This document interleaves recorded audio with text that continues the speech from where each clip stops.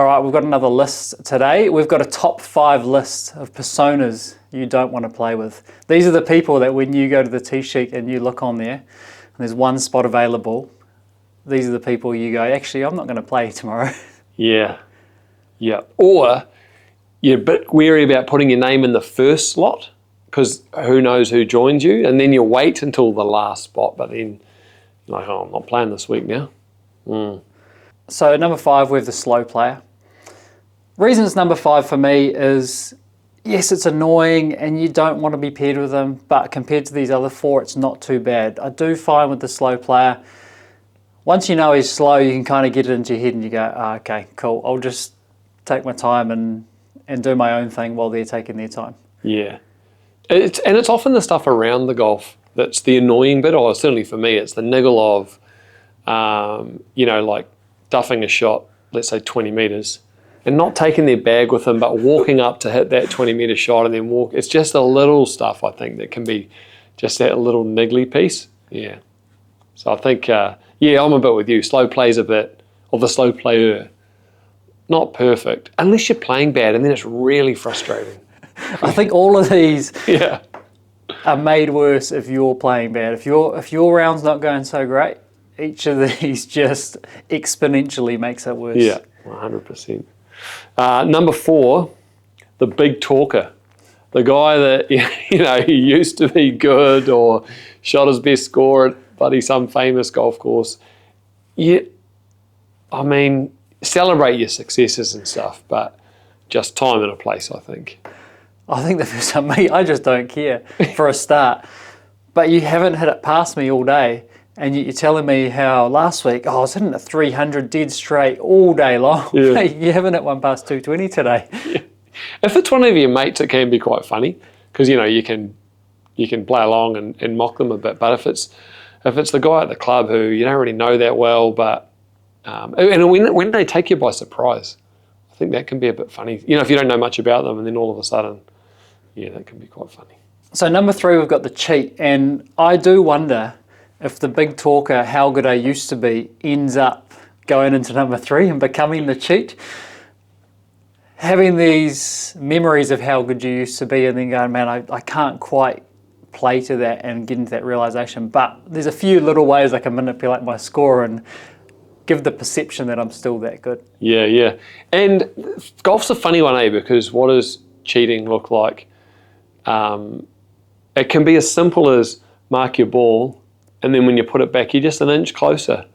It can be lying about your score. How'd you go today? 72. No, you didn't. You had 78.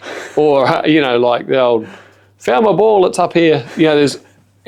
But even as subtle as, you play on Tuesday every week and shoot 10 over your handicap, but then when it comes to the club comp, and it's hard to call someone out as a cheat for that, but it's like a bit of evidence here that goes, these aren't quite matching up. And again, when you're playing badly, it frustrates you even more because you're like, oh, I'm playing by the rules. And then the one, to your point, on a previous chat we've had around out of bounds, the one that annoys me is in the hazard, and they hit it in the hazard, especially if it's a hazard that comes out and they'll go, oh, it crossed up there. No, it didn't. It crossed about 100 metres back there. So that's, the cheat, that's a frustrating one, isn't it? And we all know them. Do they know we know them? Do they know they're a cheat? Yeah. Do they? Do they know that we know they're a cheat? Yeah, do they know that we know? Like when you go into the tee, you look at them and go, I know you're a cheat. And they look at you and they go, I know that you know that I'm a cheat. We're going to ask one and we'll report back. Yeah. Then we go, do they know that they know that I know? That's messy. Yeah. Mike, do you know? Number 2, the excuse maker. The guy that hits a putt on a massive right to left slope, hits the putt and, how did it go that way? Like you see it all the time, the arms up, or, a gust of wind hit my ball, or the bunker wasn't raked, or there's no sand in these bunkers, or this green's in a different stump. Shut up. On the surface, the excuse maker, I don't think should be that high on the list.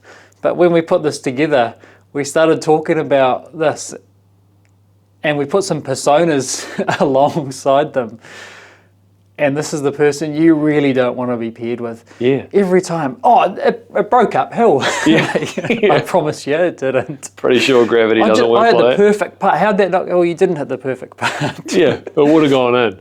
And they don't tend to take feedback that well, the excuse maker, when you say, perhaps that part didn't go uphill. Perhaps gravity overrode that this one time, those laws of physics. They don't tend to take that feedback very well. So it makes it even harder to play with. And again, if you're not playing very well, incredibly hard to tolerate. Oh, yeah.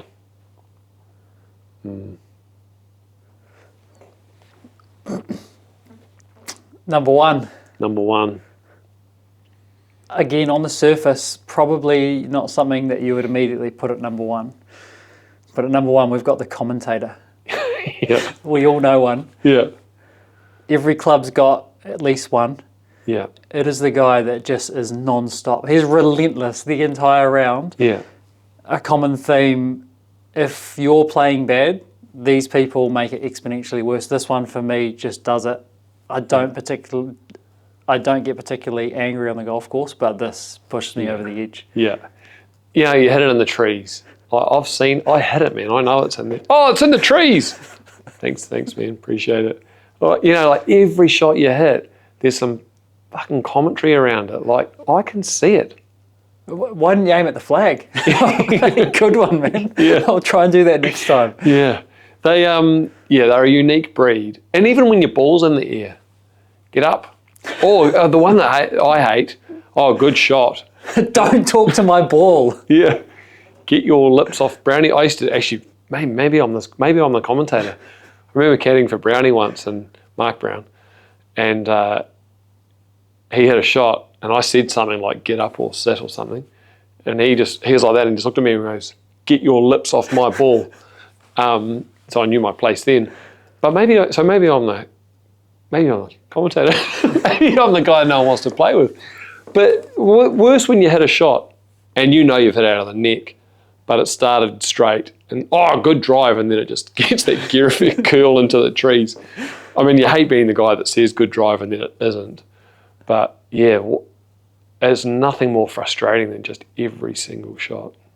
Am I that guy? Am I the commentator? You've ticked a couple of these boxes on Have this I? list. Well, I don't think I'm the cheat. I haven't seen you cheat yet. Am I slow? I'll let you figure out which ones you were. Oh, You're at least shit. two of them. Big talker. Yeah. Yeah. My excuse maker.